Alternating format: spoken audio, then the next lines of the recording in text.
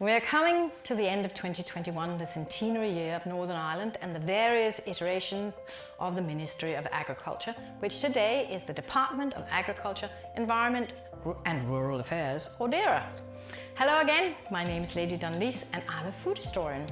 In earlier videos I've talked about fruit, vegetable and potatoes, I've covered dairy, and there's an episode on forestry. In this, our last edition, we're looking at the role of meat and fish in our diet, especially as we're coming towards our festive period. The big festivals are Easter, Ascension Day, Pentecost and Christmas. Our Christian ancestors would have celebrated many more feasts and fasts that are now consigned to history. When I'm talking about fasting, it means no meat, no dairy and no eggs. Funnily enough, Halloween, which we've just marked, was in fact a fast celebration.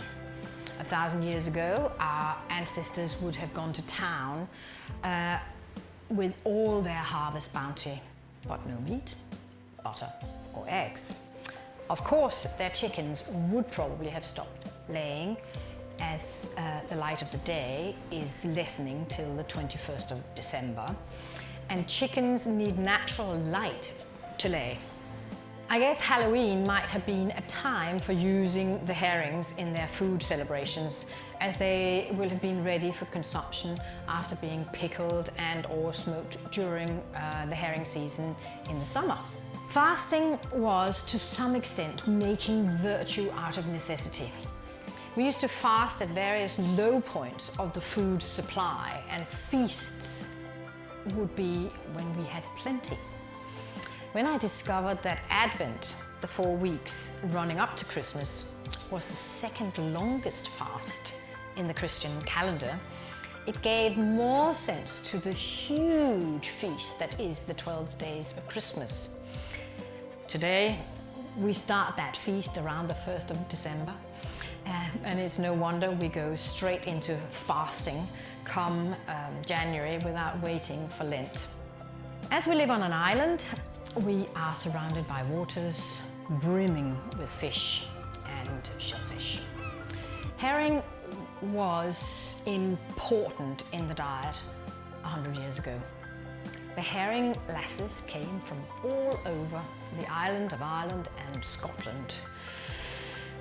They gutted and salted down the bounty that the fishermen would land when herring was in season. This is height of the summer. Herring is an oily fish like salmon and eel and mackerel, and they are particularly important in the winter diet when there's less sunshine. The vitamin D they add to the intake is just what is missing at that time of the year when we only have 8 hours of daylight. In the summer, we have 16.5 hours around the 21st of June, in contrast.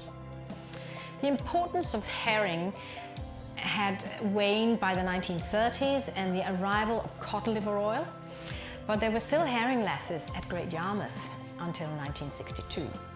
Despite this bounty, we are a people who really prefer not to eat a great deal of fish unless it's dipped in batter and deep fried. Believe it or not, we have a fish that is unique to us, the Loch Ness pollen. It exists nowhere else in the world. Freshwater fish do, for obvious reasons, taste different from saltwater fish, and the bulk of Loch Ness pollen caught goes to Switzerland. And as you would expect of a food historian, I love freshwater fish. There are big traditions in landlocked countries of eating freshwater fish, especially at Christmas.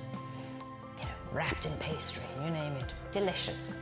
It does indeed have to be cooked as soon as possible after being caught. The other wonderful product of Loch Ness is the eel. It's particularly delicious when it's been smoked. It's big where I come from in Denmark. It should be on the menu of every pescatarian, especially as it is an oily fish, as I said earlier. Having spent some time looking for evidence of Christmas traditions between 1921 and now, I find it quite incredible that there is not a cookbook published in the 100 years we are looking at that mentions anything about Christmas fare except for our friends Florence Irwin, who I discussed with you or told you about in the first episode or second episode even. She mentions that the best Christmas cooking ideas are to be found in Hannah Glass's book from 1747. By the 1960s, there are chapters on condiments and stuffing, Christmas pudding, Christmas cake, but it's not really until the 1970s that the big Christmas spread is looked at in detail by many food writers. Quite a contrast to today, when for months before Christmas, any cook worth his or her salt will be publishing their recipes, not necessarily about Christmas cooking, but still. In the early years of World War II, there clearly had to be some help in the form of articles and public broadcasting with ideas for making the accompaniment for Christmas without all the imported delicacies you'd normally have in your larder before rationing. Eating turkey for Christmas dinner is relatively new. In the 18th century, turkeys produced on a farm had to be driven from where they had hatched and grown to where the market was. If you've ever looked at a turkey's feet, you will see they are not designed for long walks. What could a turkey farmer do? Hilariously, what they did was to tie leather boots onto the feet of the birds so they could walk to market. Geese had their feet dipped in tar so they could more easily walk the long distances on the webbed feet. Clearly things became a little simpler when a steam train could eventually deliver ready butchered and plucked turkeys to the cities of the country. Today we eat both beef and pork at Christmas, as well as turkey and other poultry. Some of the traditions, like the Christmas ham, go back centuries and probably remains because the housewife has that delicious ham that could be dragged out of the fridge again and again, not needing to be cooked any further and still be delicious. Cold turkey is trickier, except I personally think that a turkey and stuffing sandwich is tasty. Cold beef has always been delectable, thinly sliced, served with freshly cooked potatoes and vegetables, but equally good in a sandwich with a hot horseradish sauce. In Northern Ireland, there are many farms where all cattle is grass-fed. Just as it is natural for pigs to root and forage outdoors, so it is natural for beef cattle to be on grass all year round. Grass-fed and free-range beasts produce the most flavorful meat. We have a very benign climate which suits our animals as well as our vegetable patches. These beasts are of the most superior quality in the world because our husbandry is of such a high standard, and one thing we can grow here is grass.